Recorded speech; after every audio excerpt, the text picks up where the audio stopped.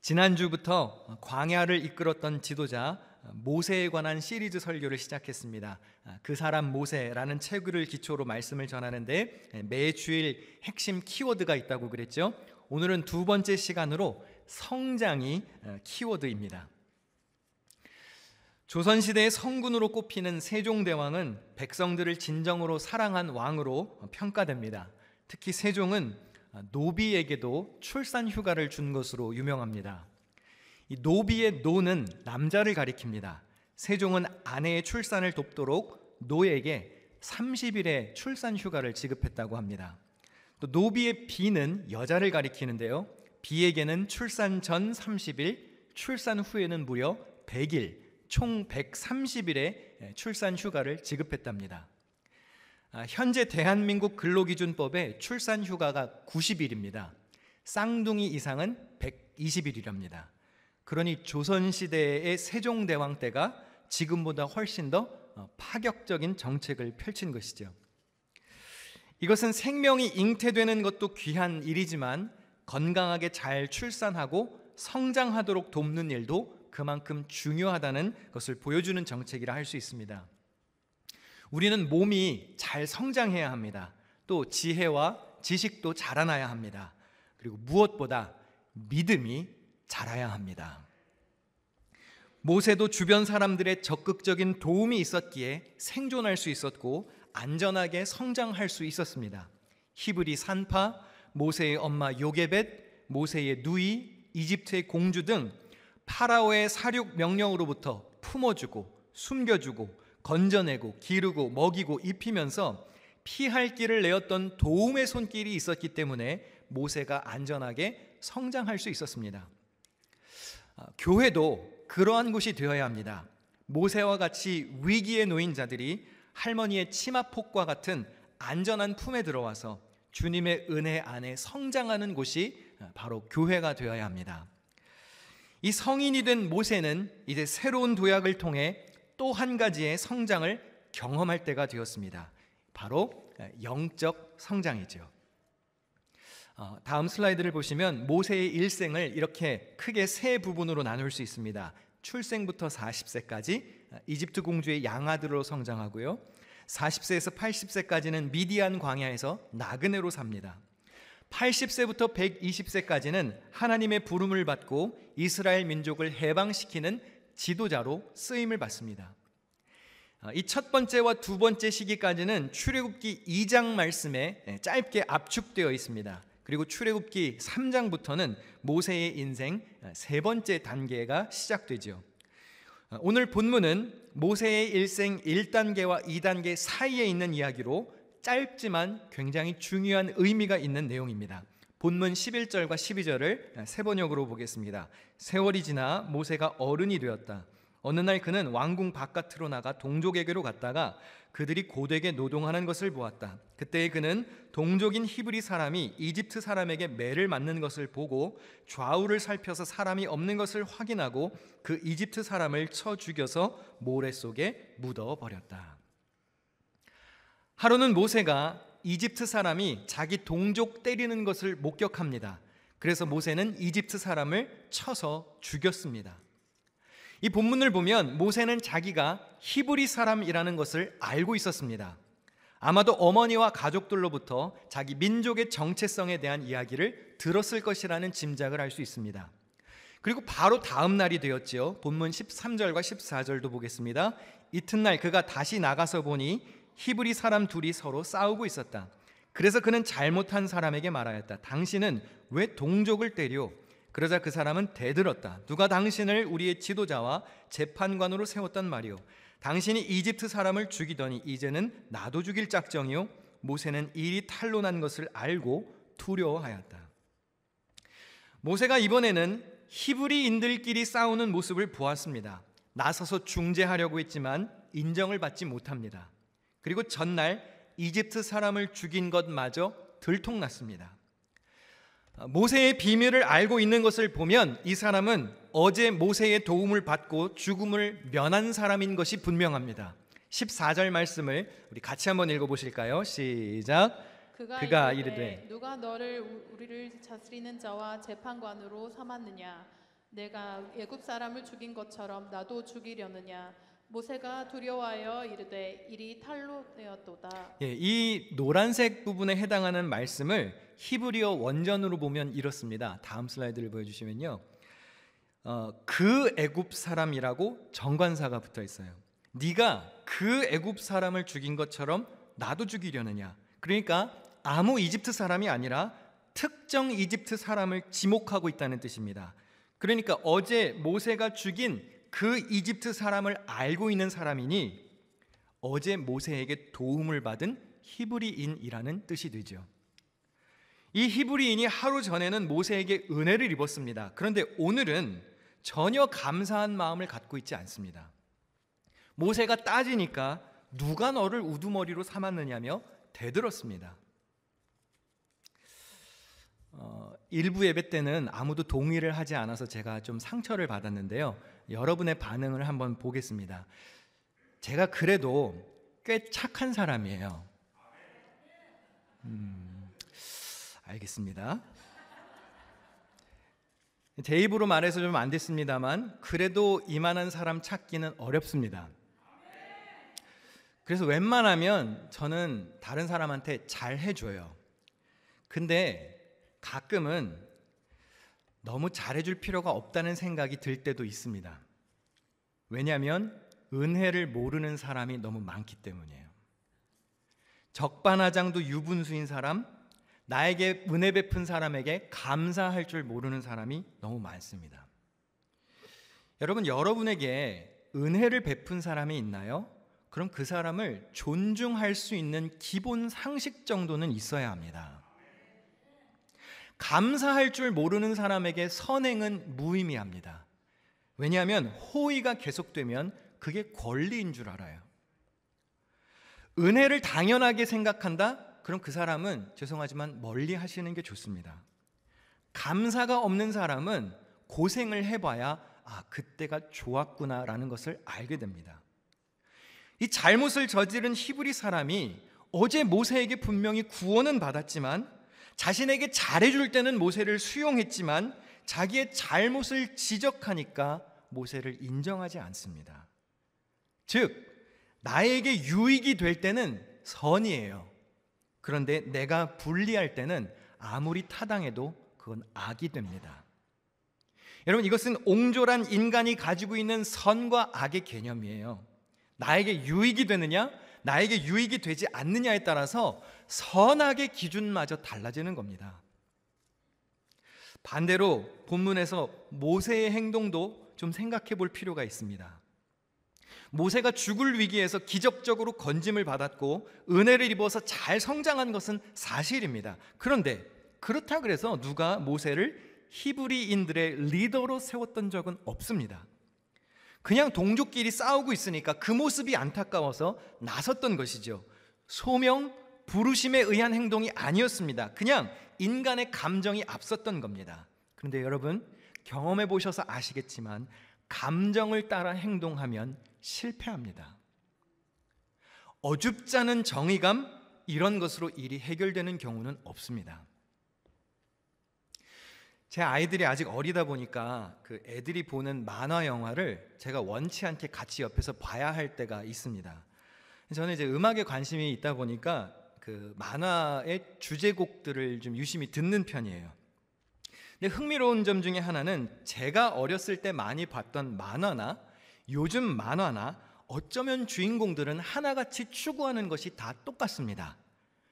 정의를 외치고 세계 평화를 수호하려고 합니다. 철인 28호를 아시나요? 철인 28호의 주제가에 보면 무적의 로봇 철인 28호, 지키자 세계 평화, 지구를 지키자. 태권브이, 달려라 달려 로봇야, 날아라 날아 태권브이, 정의로 뭉친 주먹 로봇 태권. 스페이스 간담 V가 정의의 용사라서 지구를 위해서 싸우고요. 요즘 나오는 헬로 카봇도 틀리지 않습니다. 악당들에게 타이어를 날리는데 정의의 사나이이기 때문에 그렇습니다. V 레인저스도 평화를 지키기 위해서 싸웁니다. 다들 그렇게 평화를 지키려고 그러고 정의를 실현하려고 부단히 애를 쓰는데 왜 세상은 아직도 전쟁과 기근과 다툼이 끊이지 않는 것일까요? 악을 물리치는 노력은 가상하지만 결국 이들도 대한민국 서울만 지킬 뿐이에요. 미국 히어로라고 다를까요? 여러분, 스파이더맨의 고향이 어딘지 아십니까? 스파이더맨이 집이 퀸즈예요. 여기 퀸즈예요. 이게 스파이더맨 집이거든요. 고작 퀸즈 지역 지킬 뿐입니다. 닌자 거북이, 제가 어렸을 때 닌자 거북이 보면서 영어를 배웠는데요, 맨하탄에 살더라고요. 배트맨, 소돔과 고모라의 합성어인 가상도시 가텀시티를 지키는 수호자입니다. 캡틴 아메리카, 전쟁난 곳만 겨우 지킬 뿐이에요. 근데 여러분, 이 영웅들이 다 공통점이 있습니다.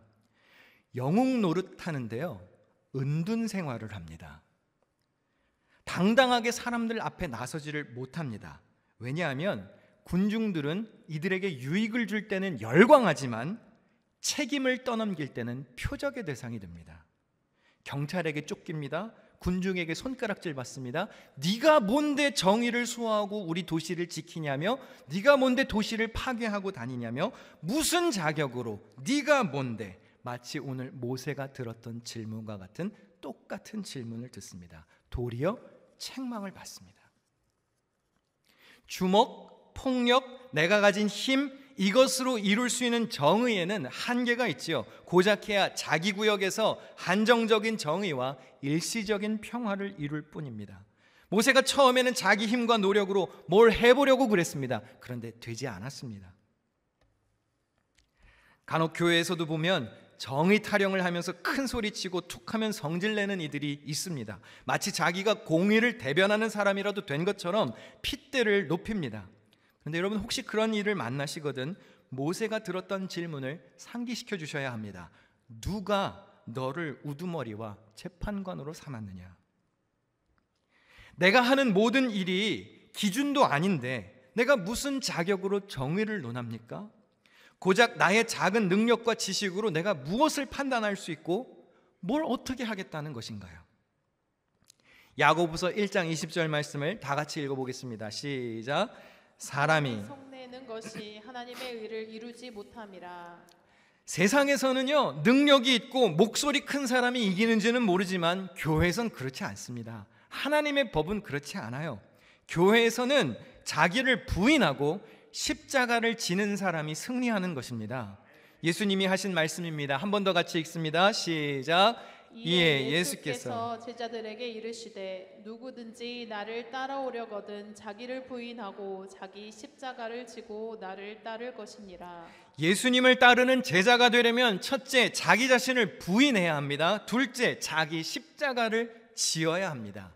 진짜 크리스찬인지 아닌지 이 두 가지를 보고 판단하는 겁니다. 자기를 부인했는가, 십자가를 짊어지고 가는가. 그런데 자기를 부인하고 십자가를 진 사람이 목소리를 내거나 성질을 부리거나 입을 열 수 있나요?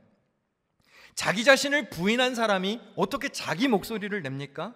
십자가를 짊어진 사람이 무슨 힘이 남아 돌아서 말을 하나요? 자기를 부인하지 않으니까 얼마나 많은 자아와 교만과 이기심이 꿈틀대겠습니까? 그래서 말이 많이 나오는 것이고 시끄러운 것이죠. 그러니까 말이 많으면 자기를 부인하지 않았다는 증거예요.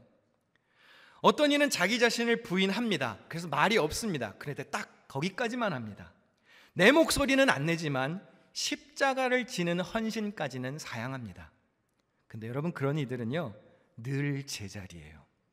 성숙과 성장이 없습니다. 한번 생각해 보십시오. 우리가 신앙생활을 하다가 모세처럼 큰 소리 내고 성질을 부리는 게 정말 진정 하나님의 영광을 드러내기 위해서 그러는 것입니까? 정말 예수 그리스도의 희생과 사랑을 따르기 위해서, 성령의 아름다운 열매를 내기 위해서 목소리를 내는 경우가 있나요? 사실은 감정을 주체하지 못하고 내 생각에 기초해서 혈기를 부리는 경우가 대부분입니다. 내가 정말 하나님의 나라를 위한 거룩한 분노를 하는 것이라면 모르겠지만 모세처럼 부르심도 없이 하나님이 보여주시는 비전도 없이 혈기만 가지고 나서면 방향을 잃습니다.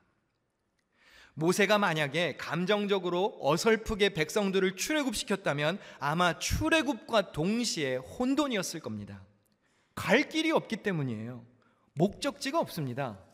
약속의 땅이라는 비전을 받은 적이 없으니 광야에서 어디로 갈지 몰라 헤매겠지요. 어쩌면 이집트 군인들에게 다시 붙잡혀서 더 잔혹한 노동에 시달렸을지도 모릅니다. 하나님 없이 하나님의 일을 시작했다가 하나님의 뜻을 온전히 이룰 수가 없는 것이죠. 모세는 자신의 인생에서 분명하게 경험한 하나님을 만나야 했기 때문에 광야를 향해 갔던 것입니다. 오늘 본문 15절입니다. 바로가 이 일을 듣고 모세를 죽이고자 하여 찾는지라 모세가 바로의 낯을 피하여 미디안 땅에 머물며 하루는 우물 곁에 앉았더라. 모세는 누가 너를 지도자로 세웠느냐라는 물음에 답변이 필요했습니다. 그래서 하나님은 모세를 미디안 광야로 몰고 가셨습니다. 목적지를 알려주시기 위해서. 물론 모세가 겉으로 보기에는 이집트 사람을 죽인 것이 드러나서 파라오가 무서워서 그의 낯을 피하여, 오늘 설교의 제목처럼 낯을 피해서 도망간 거예요. 그런데 모세는 몰랐겠지요. 이 모든 일이 하나님의 섭리 중에 있음을 알지 못했을 겁니다. 때로 우리도 살다가 보면 원치 않는 상황에 부딪힐 때가 있습니다. 광야와 같은 곳으로 도망칠 때가 있습니다. 누군가의 낯을 피해야 할 때가 옵니다. 하나님의 일을 감당할 영적 무장이 갖추어져 있지 않아서 하나님이 광야로 보내시는 것일 수도 있습니다.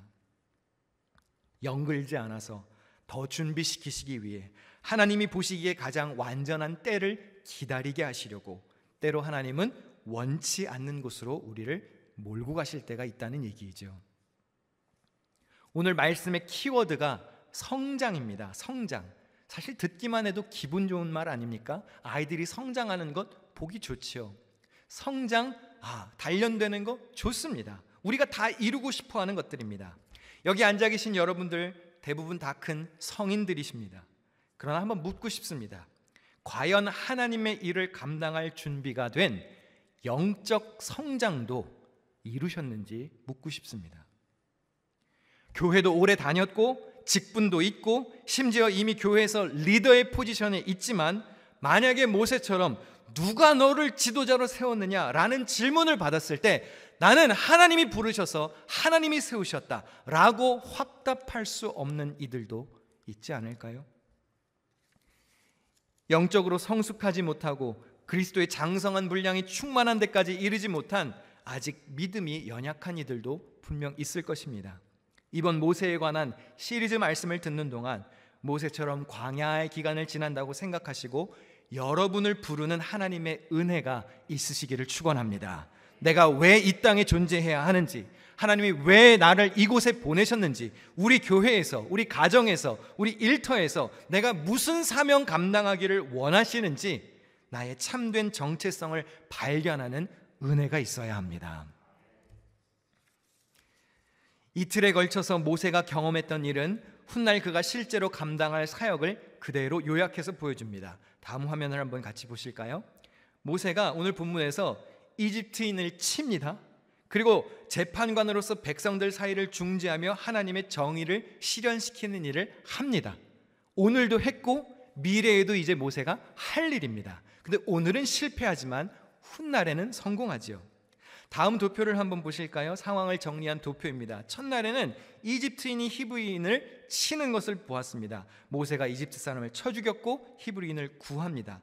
둘째 날 히브리인끼리 서로 치는 것을 보았습니다. 모세가 잘못한 사람을 질책하고 시시비비를 가립니다. 여기 보시면 치다, 이집트 사람이 히브리인을 치다, 히브리 사람이 히브리 사람을 치다, 이 치다에 해당하는 히브리어 동사가 나카라고 하는 단어인데 오늘 본문을 푸는 열쇠가 됩니다. 출애굽기에 굉장히 많이 등장하는 단어인데 두 가지 이야기에 집중해서 등장합니다. 첫 번째는 조금 전에 화면 한 번만 다시 보여주시겠어요? 모세가 했던 행동, 첫날 무슨 행동을 합니까? 이집트를 치지요. 이집트인을 치지요. 출애굽기에 하나님이 이집트를 치시는 사건이 있습니다. 뭐죠? 10가지 재앙으로 이집트를 치십니다. 이 10가지 재앙 이야기에 이 나카라고 하는 동사가 13번이나 쏟아져서 나옵니다. 또 훗날 모세가 출애굽해서 광야의 시내산에 가서 율법을 받지요. 그리고 동족들을 서로 재판하고 중재하고 서로 치지 마세요. 법적으로 중재하는 명령을 드릴 때에도 이 나카라고 하는 동사가 집중해서 등장합니다. 이 본문에서 치다라고 하는 두 개의 사건은 언젠간 모세가 감당해야 할 사명을 요약해서 보여줍니다. 이집트를 치고 히브리인을 구하는 것 하나님의 뜻입니다. 그리고 하나님의 구원을 받은 백성끼리는 서로 치지 말아야 합니다. 다시 말하면 공동체 안에 불의가 없어야 한다는 뜻입니다. 그런데 오늘 본문에서 모세는 이 일을 제대로 감당하지 못합니다. 고작 이집트인을 한 사람만 때려 죽일 뿐이었고 그마저도 정당한 심판은 아니었습니다. 그래서 모래 속에 파묻고 도망칩니다. 그리고 모세는 중재하려고 나섰다가 단 한 명의 동족에게도 인정을 받지 못합니다. 참된 정의를 실현시키지 못합니다. 그러니까 모세는 이집트를 칠 준비도 안 됐고 히브리인끼리 서로 치지 말라고 중재할 준비도 안 되었어요. 자기가 히브리인이라는 민족의 정체성은 있었지만 내가 백성의 리더라는 정체성은 없었습니다. 왜 모세가 오늘 본문에서는 이를 성공하지 못했을까요? 이는 분명 하나님이 부여하시는 리더십이 세상과는 다른 점이 있음을 알려주는 것입니다. 사도행전 7장 22절을 함께 읽어보시겠습니다. 시작. 모세가 애굽 사람의 모든 지혜를 배워 그의 말과 하는 일들이 능하더라. 모세가 아무렴 이집트에서 성장했는데 궁에서 자랐는데 이 신약의 말씀이 틀리지는 않습니다. 그런데 정작 출애굽기 본문에서는 모세의 학문, 모세의 능력, 모세의 지혜에 관하여서 일절 말하지 않습니다. 절대로 모세의 탁월함을 높이지 않습니다. 모세라는 한 인물의 위대함이 높아지면 세상의 리더와 다를 것이 없게 되기 때문입니다. 사람으로 시작해서 사람으로 끝나는 이야기가 됩니다. 하지만 여러분 기억해야 할 사실, 성경의 주인공은 인물이 아니에요. 모든 일의 주체는 하나님이 되어야 합니다. 하나님이 높아지실 때 참된 메시지를 발견하게 됩니다. 하나님께서 모세에게 부여하신 율법, 즉 말씀에 순종하는 삶을 살 때에 진정한 하나님의 섭리가 드러나는 법이죠. 우리가 말씀을 따라서 사느냐 그렇지 않느냐에 따라서 하나님의 백성과 세상 사람이 갈리는 겁니다. 이제 모세는 하나님과의 참된 만남과 소명을 받는 광야를 향해서 달려갑니다. 영적 성장을 위해 비전을 주시기 위해 하나님이 모세를 광야로 부르신 것이죠. 굉장히 중요한 포인트인데요. 내 인생에서 하나님이 주체가 되실 때 나타나는 현상입니다. 내가 내 인생의 주체가 될 때는요, 광야는 그냥 무서워서 도망치는 곳이 돼요. 오늘 본문 설교의 제목처럼 그냥 파라오의 눈을 피해 낯을 피해서 도망치는 암울한 장소, 억울한 장소가 됩니다. 그러나 하나님이 내 인생의 주체가 되실 때는 그 광야가 억울한 장소가 아니라 하나님이 나를 초청하시는 은혜의 현장이 되는 겁니다. 진정한 사명을 감당할 수 있도록 하나님의 시선을 부여해 주시는 성장의 장소가 된다는 뜻입니다. 예수님의 삶도 똑같았습니다. 예수님이 세례를 받으시고 본격적인 사역을 시작하시기 전에 가장 먼저 예수님에게 일어났던 일이 있습니다. 마태복음 4장 1절과 2절. 그때의 예수께서 성령에게 이끌려 마귀에게 시험을 받으러 광야로 가사 40일을 밤낮으로 금식하신 후에 줄이신지라. 자, 이 말씀을 한번 자세히 보실까요? 예수님이 누구에게 이끌림을 받으시죠? 성령에게 이끌려 누구에게 시험을 받나요? 마귀에게 시험을 받습니다. 성령님이 마귀의 시험으로 인도하셨다고요. 광야에서 마귀의 시험을 통해서 하나님이 무언가 보여주시고자 하시는 게 있었던 겁니다. 하나님의 승리를 경험하게 해주시려고, 성령의 충만을 경험하게 해주시려고 고의적으로 마귀의 시험을 받게 하셨다는 거예요. 인간적인 생각으로 보면 광야처럼 억울한 곳이 어디 있습니까? 광야처럼 메마른 장소가 어디 있나요? 그러나 하나님이 기준이 되면 말씀의 능력이 실현되는, 하나님이 주체적으로 광야에 초청하시는 일이 된다는 사실입니다. 제가 시편 23편을 참 좋아합니다. 가장 먼저 암송했던 구절이기도 하죠. 여호와는 나의 목자시니 내게 부족함이 없으리로다. 그가 나를 푸른 초장에 누이시고 쉴 만한 물가로 인도하시는도다. 여기까지만 좋아하시는 분들이 많아요. 쉴 만한 물가, 푸른 초장, 좋지요. 그런데 4절이 있음도 알아야 합니다. 내가 사망의 음침한 골짜기를 다닐지라도. 무슨 뜻이죠? 여호와는 나의 목자시고 내게 부족함이 없는 하나님이 나의 아버지가 되시고 주인 되시는 삶을 살지라도 사망의 음침한 골짜기와 같은 곳을 다닐 수 있다는 거예요. 그런 곳으로 우리를 인도하실 때가 있다는 겁니다. 그러나 우리가 믿는 것은 무엇입니까? 주님의 지팡이와 막대기가 그곳에서도 나를 안위하신다는 사실. 성장을 위한 광야의 관문을 그래서 잘 통과해야 한다는 것이죠. 우리도 살다가 보면 모세처럼 혈기를 부리다가 실패할 때가 있습니다. 왜 일이 이렇게 안 풀리지? 답답할 때도 있죠. 내가 왜 이렇게 도망쳐야 하지? 억울할 수도 있습니다. 그러나 어쩌면 하나님이 여러분을 진하게 만나고자 여러분을 그곳으로 초청하시는지도 몰라요. 그러니 너무 억울해하지 마시고, 내가 왜 광야로 내몰림을 당해야 하는가? 하나님의 은혜를 퀘스천하지 마시고 그곳이 은혜의 광야가 될 수 있음을 기억하시기 바랍니다. 우리는 연약하지만 그러나 완전하신 주님과 동행한다면 그곳에서도 우리를 성장하게 하시고 광야에서도 승리하게 하시는 하나님의 섭리를 발견하게 될 것입니다. 사랑하는 성도 여러분, 참된 성숙과 성장을 이루는 복된 삶의 주인공이 되시기를 주님의 이름으로 축원합니다.